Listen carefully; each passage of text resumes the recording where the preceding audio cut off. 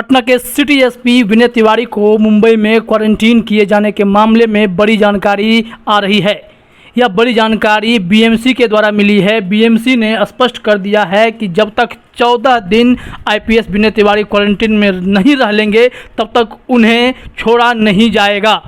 आपको बता दें कि इस मामले को लेकर पटना रेंज के आईजी संजय सिंह ने एक रिक्वेस्ट लेटर बीएमसी के नाम लिखा था।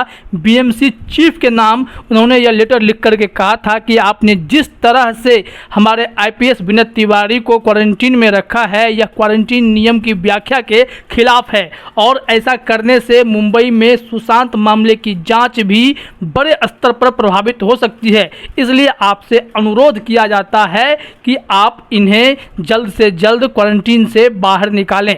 जिसके जवाब में बीएमसी ने भी स्पष्ट रूप से कह दिया है कि जब तक आईपीएस विनय तिवारी 14 दिन के क्वारंटीन पीरियड को पूरा नहीं कर लेते हैं हम इस नियम का उल्लंघन होने नहीं देंगे, हम उन्हें बाहर आने भी नहीं देंगे। आपको बता दें कि दिवंगत अभिनेता सुशांत सिंह राजपूत आत्महत्या प्रकरण की जांच करने गए बिहार के आईपीएस अधिकारी को क्वारंटीन करने का मामला अब बहुत तेजी से गरमाने लगा है। आज सुप्रीम कोर्ट में भी इस मामले पर सुनवाई हुई है और सुप्रीम कोर्ट ने महाराष्ट्र पुलिस और महाराष्ट्र सरकार को फटकार लगाई है। उन्होंने कहा है कि जब यह केस नेशनल सुर्खियां बटोर रहा हो और यह मीडिया की रुचि का विषय हो तो ऐसे में आप किसी आईपीएस अफसर को क्वारंटीन कर दे रहे हैं, इससे देश में गलत संदेश जाता है। ऐसी हरकतें नहीं होनी चाहिए। दरअसल मुंबई में पटना के एसपी विनय तिवारी को बीएमसी द्वारा क्वारंटीन करने पर डीजीपी गुप्तेश्वर पांडे की अध्यक्षता में सोमवार को पुलिस मुख्यालय में बैठक हुई थी। पटना के आईजी संजय सिंह को डीजीपी ने निर्देश दिया था कि वह बीएमसी के कमिश्नर को पत्र लिखकर आपत्ति दर्ज कराएं।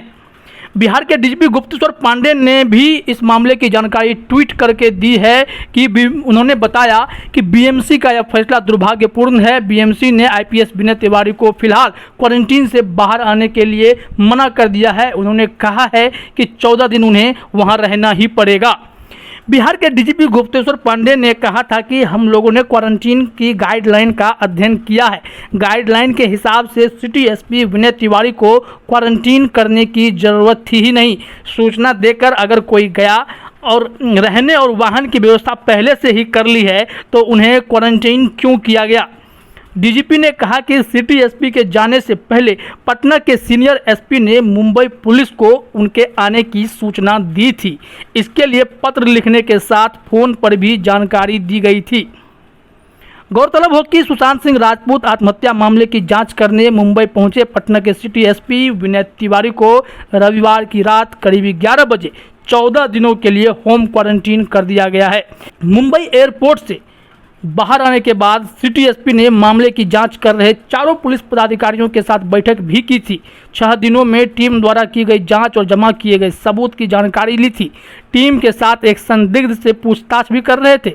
इसी दौरान रात में 11 बजे के आसपास बीएमसी की टीम ने कोरोना वायरस संक्रमण का हवाला देकर सिटी एसपी को क्वारंटीन कर दिया था और उनके हाथ पर मुहर तक लगा दी थी।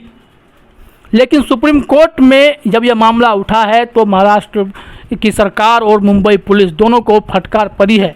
लेकिन अभी जो लेटेस्ट रिपोर्ट यही है कि बीएमसी ने इन्हें यानी पटना के सिटी एसपी को छोड़ने का मन नहीं बनाया है। उन्होंने स्पष्ट कर दिया है कि 14 दिन quarantine period city SP Vinay Tiwari को पूरा करना ही पड़ेगा। इसके बाद ही उन्हें क्वारंटीन से बाहर लाया जाएगा। अगर आपको हमारा वीडियो पसंद आया हो तो इसे लाइक करें, सब्सक्राइब करें और साथ ही बेल आइकन दबाना ना भूलें।